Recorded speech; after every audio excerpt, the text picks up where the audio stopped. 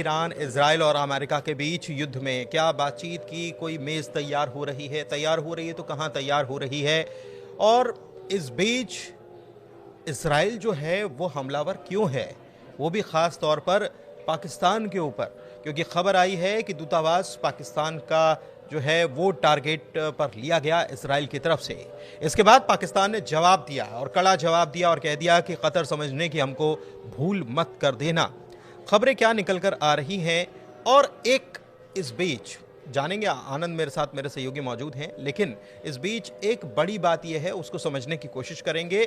एक टर्म है फूट डालो राज करो, क्या इसका इस्तेमाल भी करने की कोशिश हो रही है? समझते हैं आनंद से। आनंद बताइए। बिल्कुल, देखिए आज 28वां दिन है जंग के, और इस जंग में एक तरीके से इजराइल ने जो हमला बोला है ईरान पर, क्योंकि तेहरान जो राजधानी है ईरान का, वहाँ पर लगातार हमले कर रहे हैं इजराइल लगातार हमला कर रहा है।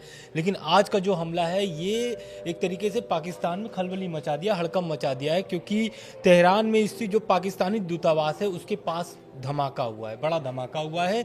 और इसको लेकर के एक तरीके से पाकिस्तान बहुत चिंतित है और धमकाया भी है खुली तौर पर इजराइल को कि आप जो कतर न समझे पाकिस्तान को, क्योंकि पाकिस्तान इस पर जवाबी कार्रवाई कर सकता है, क्योंकि वहाँ पर पाकिस्तानी नागरिक हैं और पाकिस्तान का साफ कहना है कि हमारे एक भी नागरिकों को अगर नुकसान होगा तो उसका मुंह तोड़ जवाब दिया जाएगा इजराइल को। तो दूसरी बात यह है कि इजराइल तो पाकिस्तान, इधर मैटर इन लोग का चल रहा है ईरान इजराइल, लेकिन इस युद्ध को रोकने के लिए, मध्यस्थता करने के लिए पाकिस्तान तैयार है। पाकिस्तान की इस मध्यस्थता के बीच में एक तरफ जो है कि ट्रंप पाकिस्तान को पुचकार रहे हैं और पाकिस्तान मध्यस्थता कराने के लिए तैयार है। दूसरी तरफ वही ट्रंप के जो दोस्त हैं इजराइल, वो पाकिस्तान पर हमलावर हैं। तो इसका ये क्या तर्क निकलता है, क्योंकि ये जो दूतावास पर हमला हुआ ये साफ ये लेकिन आनंद मैं ये समझना चाह रहा हूँ कि पाकिस्तान दरअसल इस युद्ध के मौके को मध्यस्थता करके भुनाने की कोशिश कर रहा है, अपनी प्रासंगिकता साबित करने की कोशिश कर रहा है, क्योंकि बीते दिनों भी अगर देखा जाए तो पाकिस्तान को अमेरिका के सहयोग से कई मोर्चों पर कामयाबी हमने देखी है कि उसका जिस तरीके के उसका जो सिनेरियो बना हुआ था या पाकिस्तान को लेकर जो तस्वीर बनी हुई थी उसमें थोड़ा बदलाव ग्लोबली देखने को मिला है। ये बात तो हमने देखी है। दूसरी बात कि अब पाकिस्तान ऐसा करके ये मध्यस्थता करके ये साबित करना चाहता है कि वो भी एक ताकतवर मुल्क है और उसकी चर्चा या प्रासंगिकता ज़रूरी है। अगर आप एशिया की बात करते हो तो उसमें पाकिस्तान की चर्चा किए बगैर या पाकिस्तान का जिक्र किए बगैर आप एशिया को भूल जाओ, ये दिखाने की कोशिश है पाकिस्तान की। बिल्कुल आप सही करें, और इसी पर ये इस हमले के बाद पाकिस्तान स्ट्रैटेजिक फोरम का बयान भी आया है। उसने कहा है साफ तौर से कि इजराइल को याद रखना चाहिए कि पाकिस्तान कतर नहीं है। अगर हमारे किसी भी राजनयिक को दुनिया में कहीं भी नुकसान पहुंचेगा तो हम उन्हें मुंह तोड़ जवाब देंगे। इजराइल को ये खुला धमकी है। साथ ही एक खबर और निकल के आ रही है, ये निकल के आ रही है कि ईरान युद्ध जो चल रहा है उसको समाप्त करने के लिए पाकिस्तान बहुत अभ्यास कर रहा है कि वो भाई प्रयास कर रहा है कि खत्म हो जाए युद्ध पाकिस्तान के साथ साथ। लेकिन बाकी और देश भी हैं, मिस्र है, तुर्की है, ये सब देश जो चाहते हैं कि युद्ध खत्म हो जाए।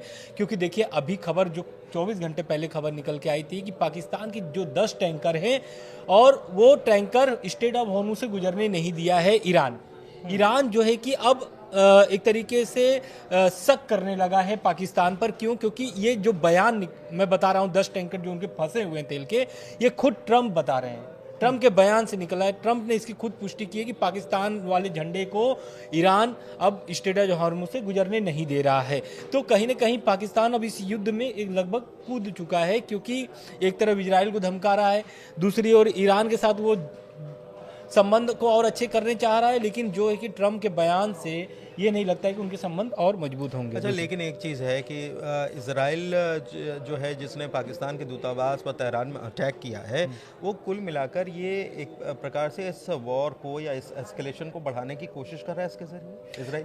बिल्कुल, क्योंकि देखिए एक इजराइल देखिए प्रेशर बना रहा है, क्योंकि पाकिस्तान और इजराइल के संबंध है ही नहीं, ये हम बोल देते हैं। क्योंकि पाकिस्तान भी उसके बीजे को लेकर के आपको भी पता है कि वो नहीं करता है, और यही कारण है कि पाकिस्तान और इजराइल कभी भी नहीं चाहेगा कि ईरान से उसकी और दोस्ती हो।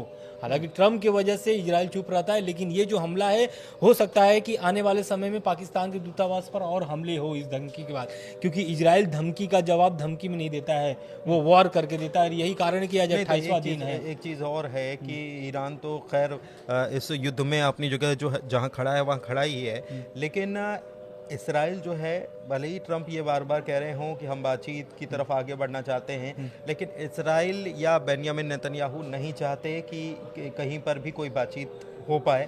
उन्होंने कहा कि आईडीएफ डिसाइड करेगी। बिल्कुल, उन्होंने साफ तौर से बोल दिया है कि जो भी ईरान की शर्तें हैं, उनका ये कहना है कि ट्रम्प जो शांति वार्ता का दावा कर रहे हैं कि शांति वार्ता युद्ध खत्म करना है, तो उन्होंने कह दिया कि ईरान और लेबनान पर तब तक हमला होगा जब तक इजराइल अपने आप को सुरक्षित महसूस न कर ले। बिल्कुल ठीक है। अच्छा, इस बीच स्ट्रेट ऑफ होर्मुज में एक बार फिर से ट्रंप ने कोई समय सीमा बढ़ाने बिल्कुल, उनका ये ताज़ा बयान है और उन्होंने एक तरीके से साफ तौर से स्ट्रेट ऑफ होर्मुज खोलने के लिए ईरान को जो डेडलाइन दी थी अब उसको बढ़ा करके 6 अप्रैल कर दिया है।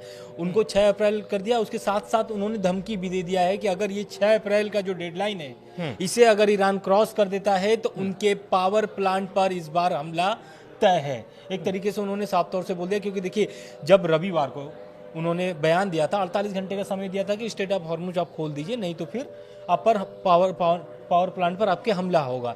लेकिन उससे फिर जब उनके एक तरीके से हम कह लें खाड़ी देशों के दबाव में आकर के ट्रंप ने अपने बयानों को बदला। जवाब ईरान ने भी तो दिया था ईरान कि हम भी टारगेट करेंगे उनके वाटर प्लांट पर, जो उनके खाड़ी देशों के वाटर प्लांट। यही कारण है कि खाड़ी देशों के दबाव में आकर के ट्रंप ने इसको नकार दिया, यानी अपने बयान से ही मुकर गए। लेकिन उन्होंने एक साथ 15 पॉइंट्स का एक तरीके से सीजफायर का प्लान भी भेजा था, किसके माध्यम से? पाकिस्तान के माध्यम से। ईरान ने उसे भी खारिज कर दिया। तो ईरान अब जो है कि सिर्फ युद्ध लड़ना चाहता है, बातचीत नहीं करना चाहता। यही कारण है कि ट्रंप ने फिर से एक तरीके से डेडलाइन देकर के प्रेशर क्रिएट कर रहे हैं, प्रेशर क्रिएट करने का और एक प्रकार से थोड़ा समय देने का भी काम यहाँ पर किया है। एक बड़ी बात क्या है कि मैंने शुरुआत में जब अपनी बात रखी थी तो फूट डालो राज करो टर्म जो है क्या उसका इस्तेमाल करने की कोशिश की जा रही है।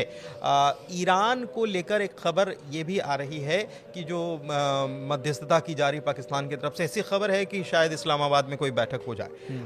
हालांकि अभी वेन्यू तय नहीं हुआ है, लेकिन कई मुल्कों के हवाले से और कई एजेंसियों के हवाले से ये खबर आ रही है। लेकिन इस बीच बड़ी बात क्या है कि विदेश मंत्री ईरान के जो हैं और वहाँ के स्पीकर जो हैं उनको लेकर एक बड़ा अपडेट निकलकर सामने आ रहा है। इसराइल ने अपनी हिट लिस्ट जो है उसमें बदलाव किया है। क्या जानकारी आनंद से? बिल्कुल, देखिए ईरान के जो विदेश मंत्री अब्बास अराक्ची और ईरान के जो संसद स्पीकर है मोहम्मद बागर गालिफब, इनको लेकर के एक इजराइल ने बयान जारी किया है। और ये बयान जो है कि ये दर्शाता है कि उनके जो हिट लिस्ट है उस लिस्ट से इन दोनों का नाम हटा दिया गया है। हिट लिस्ट यानी कि उन नेताओं को मारने का एक तरीके से उनके पास सूची है कि इन नेताओं को मारा जाएगा। लेकिन कुछ ऐसी खबरें निकल के आ रही है कि पाकिस्तान ने अमेरिका से गुजारिश किया है कि इन दोनों नेताओं को बचा लें, यानी उस पर हमला न हो। और यही कारण है कि इजराइल ने अपने हिट लिस्ट को फिर से एक तरीके से उसको संशोधित किया है। आनंद, ये भी तो हो सकता है कि इसको इस तरीके से पेश किया जा रहा हो, लेकिन अगर कुछ लिस्ट में है इजराइल की और कुछ लिस्ट से बाहर हो जा रहे हैं, तो ये ईरान के अंदर ही तो अपने आप में सवाल खड़े कर देगा कि कुछ लिस्ट से बाहर कैसे हो गए। बिल्कुल, आप सही कह रहे हैं। लेकिन इस पर जो पाकिस्तान का या फिर जो सोर्सेस के हवाले से बयान आ रहा है वो ये आ रहा है कि ट्रंप पाकिस्तान का ये कहना है कि उनके कुछ बड़े नेता बचे नहीं हैं। अच्छा। जो शीर्ष नेता हैं, अगर आप उन्हें भी मार देंगे तो बातचीत करने के लिए आप किससे बातचीत करेंगे? कुल मिलाकर पाकिस्तान ये तर्क अपना रख रहा है कि इन बड़े नेताओं को रहना जरूरी है। और उनका ये कहना है कि अब पाकिस्तान में शीर्ष नेतृत्व जो है कि खत्म हो चुका है। मुस्तफा खामनेई है, लेकिन अब तक वो चाहते नहीं है। दरअसल एक्चुअल में चाहता नहीं है। पाकिस्तान हो या फिर इसराइल हो या अमेरिका चाहता ही नहीं है कि मुस्तफा खामनेई का कहीं कोई जिक्र आए। शायद इसीलिए इस तरीके की खबरें शायद फैलाई जा रही हैं या प्रसारित की जा रही हैं। इस बीच एक खबर ये भी है कि अमेरिका जो है ग्राउंड ऑपरेशन को लेकर भी कुछ तैयारी कर रहा है। शॉर्ट में वो भी जान लेते हैं आनंद से। बिल्कुल, देखिए CNN के सूत्रों के हवाले से खबर निकल के सामने आ रही है कि अब अमेरिका और ईरान जो है ईरान के खिलाफ ज़मीनी ऑपरेशन की योजना पर विचार कर रहा है। अगर हम CNN के रिपोर्ट के मुताबिक बात करें तो पेंटागन जो है कि संभावित ग्राउंड ऑपरेशन के लिए रणनीति बना रहा है। हो सकता है कि जो 6 अप्रैल का डेडलाइन दिया गया है उसके बाद ये जो तैयारी है ये ग्राउंड पर भले दिखे। या उसके बाद नहीं, बल्कि उसके पहले ही कुछ अमेरिका कर सकता है, ऐसा माना जा सकता है, क्योंकि समय लेकर चलते हैं। एक तरफ बातचीत की मेज़ पर बढ़ते रहते हैं और दूसरी तरफ कुछ और ही खेल खेला जाता रहता है। फिलहाल इस वीडियो को यहीं करते हैं समाप्त। कैसी लगी जानकारी बताइएगा ज़रूर। बहुत शुक्रिया, धन्यवाद। धन्यवाद।